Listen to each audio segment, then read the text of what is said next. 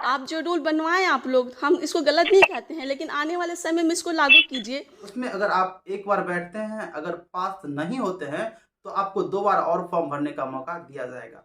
हो सकता है वो आपको 8वें चरण में हो या 9वें चरण में हो, है ना? अब वो चरण बाय चरण स्किप होता जाएगा। मतलब आप समझ सकते हैं कि एक एग्जाम में आप क्वालिफाई नहीं हुए तो अगले 7 साल का इंतजार कीजिए। दूसरा एग्जाम में नहीं हुए तो फिर उससे अगले 7 साल का इंतजार कीजिए, क्योंकि साथियों चुनाव 5 साल पे आती है बहाली। नमस्कार, सबसे पहले आपको बधाई हो कि आप बिहार में राजकर्मी शिक्षक बनेंगे। जी हाँ साथियों, आपने सही सुना। राजकर्मी शिक्षक बनने के लिए आपको पहले नए नियमावली के तहत आपको एक एग्जाम देना होगा, जो बीपीएससी या अन्य कोई भी आयोग करा सकती है। इसका निर्णय अभी नहीं लिया गया है। ऐसे में साथियों, इस निर्णय को लेकर यह जो नियम बना है, इसको लेकर अभ्यर्थी परेशान है। अब परेशान क्यों है भाई? एग्जाम से क्यों परेशान?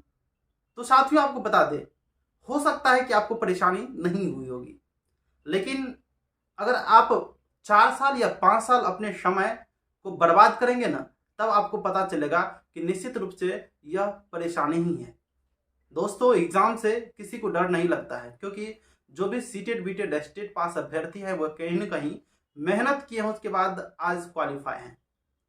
इसके बाद अगर और एक आयोग के माध्यम से एग्जाम ली जाती है, और खासकर बिहार में जिसका कोई समय सीमा नहीं होता है कि एग्जाम कब होनी है, कितना बार कैंसिल होगा, कितनी धांधली होगी और रिजल्ट कितने दिन के बाद आएगा, उसको लेकर परेशान अभ्यर्थी निश्चित रूप से होंगे। हालांकि सरकार कितनी भी सफाई इस पर दे दे, अभ्यर्थी कैसे विश्वास करेंगे? क्योंकि पिछले कई वर्षों से ऐसा हमने भी देखा है और आपने भी, है ना, देखा होगा। इसी को लेकर अभ्यर्थी बहुत ही परेशान है और अन्य कई मंत्री, शिक्षा विभाग के जो भी बड़े अधिकारी हैं, उनसे बात करने में लगे हुए हैं। यह नियम को वापस लिया जाए। आपने जो नियम बनाया है लगभग सभी सही है इसमें नियम, लेकिन सिर्फ आपने एक चीज गलत कर दिया, जो है एग्जाम, वो भी आयोग के माध्यम से, है ना। और सीटेड बीटेड पास अभ्यर्थियों के लिए एक एग्जाम लेना, वह कहीं ना कहीं मुश्किल भरी काम होगी। अगर आप वैसे अभ्यर्थी है जो 7वीं चरण शिक्षक बहाली का इंतजार कर रहे थे, तो आपके दिल में अगर खुशी होगी तो कहीं ना कहीं आपके दिल के किसी कोने में दुखी जरूर होगी। आप निराश जरूर हुए होंगे इस नियम को लेकर। तो सबसे पहले साथियों, आप इस वीडियो को देखिए कि जो अभ्यर्थी परेशान है कि कहा है इस। तो सबसे पहले साथियों आप इस वीडियो को देखिए। अभ्यर्थी परेशान है, किस तरह से बड़े अधिकारी, शिक्षा मंत्री, उसके बाद अन्य कई मंत्रियों से बात करने में लगे हुए हैं कि आखिर इस नियम को हटाया जाए। कम से कम आपने जो बताया है कि एक एग्जाम होगी, वो भी आयोग के माध्यम से, है ना, उसको हटाया जाए। सर हम लोगों का वैकेंसी सर 2019 में नोटिफिकेशन आया था हम लोगों का, और ये एक बहुत साफ़ सुथरी परीक्षा हुई थी सर। और हम लोग मेरिट लिस्ट में 30,675 बच्चे सिलेक्टेड हुए थे सर। और हम लोगों को अब बस सर्टिफिकेट वेरिफिकेशन करके और हम लोगों को ज्वाइनिंग लेटर देना था सर। और इस टाइम पर गवर्नमेंट रूल चेंज कर रही है सर। सर हम लोग के साथ बहुत बड़ा अन्याय हो रहा है सर, प्लीज़ हम लोग के फेवर में कुछ कीजिए सर। देखिए, अब ये इसमें हम कुछ नहीं मतलब आपको बता सकते हैं, क्योंकि ये डिसीजन, मतलब ये डिसीजन जो हुआ है तो उसमें है सर अभी तो जो डिसीजन है, हमारा काम तो उसी डिसीजन को इम्प्लीमेंट करना है ना। सर आप अपने जगह सही हैं सर, लेकिन सर ये डिसीज़न आपने कर लिया है और ये नोटिफिकेशन 2019 में आई थी सर। तो जो रूल जिस टाइम पर बनता है उस रूल को उसी टाइम पे फॉलो किया जाता है ना। ये रूल जो कल बनी है, ये तो आने वाले समय के लिए फॉरवर्ड हो सकती है सर। लेकिन सर जो समय बीत गया, हम लोग का 5 साल कीमती, हम लोग बहुत गरीब घर के हैं सर और बहुत मेहनत करके इस जगह पे पहुँचे थे। हम लोग के जीवन, जैसे आपके लिए आपकी नौकरी बहुत इंपॉर्टेंट है ना सर, वैसे ही ये हम लोगों के लिए हमारे जीवन का एक लाइफ अचीवमेंट था सर, जिसे एक झटके में ख़त्म कर दिया गया सर। ये 30,675 बच्चों के साथ अन्याय है सर। आपके भी कल बेटा बेटी कोई तो होंगे सर। अगर ऐसे आपकी बेटी के साथ हो सर, तो क्या ये अन्याय नहीं होगा सर? ठीक है, चलिए, ठीक ठीक ठीक। भैया भैया मेरी एक बात सुनिए भैया। भैया हम BTech, STET, in merit, CTET सारी क्वालिफाइड करके 5 साल से बैठे हैं भैया। अब हम क्या करें? अब हम फिर से तैयारी करें भैया? बताइए भैया, हम जीवन भर परीक्षा ही देते रहें भैया? 30,675 में मेरा जो मेरिट आया था एसएसटी में भैया, 80,000 बच्चे एसएसटी में एग्ज़ाम दिए थे। उसमें से 5,054 बच्चों को सेलेक्ट करना था, उसमें से एक हम थे भैया। हम बहुत मेहनत करके यहाँ तक आए हैं भैया, और हम लोग बहुत गरीब घर से ताल्लुक़ रखते हैं। कोई कोचिंग नहीं, सेल्फ स्टडी करके एक हाउसवाइफ होकर दो बच्चों को संभाल कर हम इतने ईमानदारी से यहाँ आए थे सर। हमारी मेहनत का क्या फल मिला सर? भैया एक बात बताइए, आपके भी तो बाल बच्चे हैं ना भैया? क्या अगर आपके बच्चे के साथ ऐसा होता तो आप बर्दाश्त करते? हम लोग भैया हम आपकी बात समझते हैं, लेकिन अब हम इसमें कुछ नहीं कर सकते भैया, हैं। कुछ कीजिए भैया, भैया प्लीज़ कुछ कीजिए भैया। आप जो रूल बनवाएं आप लोग, हम इसको गलत नहीं कहते हैं, लेकिन आने वाले समय में इसको लागू कीजिए। हम लोगों को अब कुछ नहीं करना था, सिर्फ आप जाके भैया, हम गलत नहीं बोल रहे हैं, आप जाके पिछला जो नोटिफिकेशन वगैरह है, आप एस्टेट 90 नोटिफिकेशन मेरे कहने पे एक बार पढ़ के तो देखिए भैया। एक बार भैया, नोटिफिकेशन का कुछ तो महत्व होता है। नोटिफिकेशन बिहार सरकार बनाई थी भैया, घर से हम लोग नहीं ना बनाए थे भैया। हम आपके हाथ जोड़ते हैं भैया, हम लोग को न्याय दीजिए।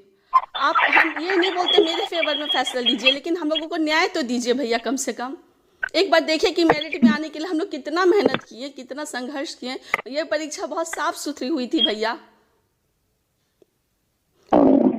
भैया हम लोग के लिए एस्टेट 19 के लिए कुछ कीजिए भैया, मेरिट वालों के लिए कुछ कीजिए।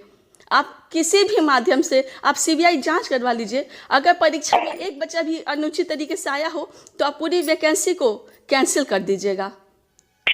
अगर हम लोग की तरफ से एक पॉइंट में कुछ गलत हुआ हो तो हम लोग आपके हर बात को मानने के लिए तैयार हैं, लेकिन नोटिफिकेशन को लागू करना ये आपकी भी तो जिम्मेदारी है ना भैया। क्या सरकार की जिम्मेदारी नहीं कि वो अपनी नोटिफिकेशन को जारी करे? हम लोग गरीब बच्चे हैं भैया, हम लोग लड़ेंगे। कितनी बार लाठी चार्ज का लाठी खाएं भैया, बताइए? जब हम लोग चाहते हैं अपनी नोटिफिकेशन ठीक है, ठीक है, चलिए ठीक है, हम आपकी बात समझ गए। ठीक है भैया, प्लीज़ भैया, प्रणाम भैया, एक बार हम लोग का साथ दे दीजिए भैया, प्लीज़ सही का साथ दीजिए भैया, सही का साथ दीजिए। ठीक है भैया, नमस्ते। जैसा कि साथियों आपने वीडियो देखा होगा कि किस तरह से महिला शिक्षक अभ्यर्थी और जो भी ऐसे अभ्यर्थी हैं विभाग से बात कर रहे हैं, है ना, कि हमने कड़ी मेहनत के साथ अपना 5 साल बर्बाद किया है।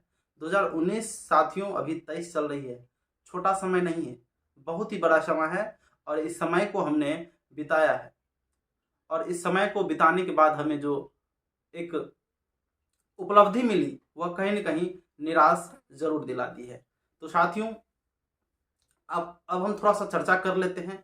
जो अभ्यर्थी नए हैं या नहीं जाने हैं नियुक्ति नियमावली को लेकर क्या कुछ बदलाव हुआ है, उसको थोड़ा सा एक झलक बता देते हैं। सबसे पहले आप यह समझिए, 7वीं चरण शिक्षक अभ्यर्थी जो बोल रहे थे कि 7वीं चरण शिक्षक बहाली होगी, वह अब चरण बदलकर वह उसका नया नाम हो गया है, वह है राजकर्मी शिक्षक। जी हाँ, राजकर्मी शिक्षक। इसके लिए जो एलिजिबिलिटी क्राइटेरिया होगी वह सबसे पहले आपको एक एग्ज़ाम देना होगा, वो भी आयोग के माध्यम से। आयोग अब कौन सी होगी, बीपीएससी होगी या कौन होगी, इसकी निर्णय अभी नहीं ली गई है। ना ही इसके सिलेबस की बात की गई है, ना ही कितने अंक के एग्ज़ाम होगी उसकी बात की गई है। इसके बाद अगली अर्हता के बारे में बात करेंगे कि इसकी उम्र सीमा के बारे में अभ्यर्थी परेशान थे कि आखिर इसकी उम्र सीमा कितनी होगी। तो 1 to 5 अभ्यर्थियों के लिए मिनिमम एज 18 वर्ष रखा गया है, और 6 to 8 या उससे ऊपर के जो भी अभ्यर्थी है उसके लिए 21 वर्ष मिनिमम एज रखा गया है। और अधिकतम उम्र सीमा जो बिहार सरकार में लागू किया गया है उसमें 10 वर्ष को आपको छूट मिलेगा। मान के चलिए कि अगर 10 वर्ष छूट मिलती है, जनरल का क्राइटेरिया अगर लास्ट एज मतलब मैक्सिमम एज 40 वर्ष था तो उसको 50 वर्ष कर दिया जाएगा। अब किस आधार पर छूट मिलेगी 10 वर्ष का, है ना, उसका नया मैनिफेस्टो निकलेगा, है ना, उसमें आप ये समझ पाइएगा। अब अगली अर्हता की बात करें, सबसे पहले वे तो शिक्षक बहाल तब होंगे जब वह आयोग के माध्यम से जो परीक्षा ली जाएगी उसको पास करेंगे। उस परीक्षा में कौन से अभ्यर्थी शामिल होंगे? जो भी डीएड बीएड अभ्यर्थी होंगे वे सभी शामिल होंगे? तो बिल्कुल नहीं। डीएड बीएड करने के साथ साथ आप कोई भी शिक्षक पात्रता परीक्षा पास हो जो कि राज्य सरकार या केंद्र सरकार के द्वारा समय समय पर ली जाती है, उसमें आपको हो सकता है बीटेड होगी और सीटेड स्टेट क्वालिफाई किए होंगे। उसके बाद एक बहुत ही बड़ा नियम है जो नहीं लगाना चाहिए था, अगर आप राज्यकर्मी बनाते भी हैं, है ना, आपको बताया गया है कि आप केवल 3 बार ही एग्जाम में बैठ पाएंगे। 3 बार कहने का अर्थ साथियों, आप केवल 3 अटेम्प्ट कर सकेंगे। अगर राज्यकर्मी शिक्षक के लिए परीक्षा होती है, एक विशेष परीक्षा, उसमें अगर आप एक बार बैठते हैं, अगर पास नहीं होते हैं तो आपको 2 बार और फॉर्म भरने का मौका दिया जाएगा। हो सकता है वो आपको 8वें चरण में हो या 9वें चरण में हो, है ना। अब वो चरण बाय चरण स्किप होता जाएगा, मतलब आप समझ सकते हैं कि एक एग्जाम में आप क्वालिफाई नहीं हुए तो अगले 7 साल का इंतजार कीजिए, दूसरा एग्जाम में नहीं हुए तो फिर उससे अगले 7 साल का इंतजार कीजिए, क्योंकि साथियों चुनाव 5 साल पे आती है, बहाली को करने में 5 से 7 साल लगती है। तो इससे स्पष्ट हो सकता है कि जो भी अभ्यर्थी आप समझ गए होंगे कि इंतजार कर रहे हैं कि राज्यकर्मी शिक्षक बनेंगे और उसके दिल में जोश जज्बा निकल के आ रहा है कि हम जो इस बार राज्यकर्मी की परीक्षा होगी, एसटीईटी की परीक्षा होगी, उसमें पास करके जो सुपर टेट होगी, है ना, राज्यकर्मी का शिक्षक बन पाएंगे। तो निश्चित रूप से आपके पास अगर समय है तो इंतजार कीजिए, लेकिन फिलहाल इस नियम से हम नहीं, मैंने अपने चैनल के माध्यम से एक पूल कराया था, टेक्स्ट पूल, उसमें लगभग 98% जनता का जवाब आया है, अभ्यर्थी का जवाब आया है कि हम इस नियम से खुश नहीं है। तो मेरे दोस्त उस नियम का क्या करेंगे? घंटी बजाएंगे जब जनता ही नहीं खुश रहेगी। नियम जनता के खुश के लिए बनता है और जो नियम जनता को खुश नहीं कर पाती है ना, तो निश्चित रूप से संविधान में भी संशोधन होती है और नियुक्ति न्यायालय में भी संशोधन होगी।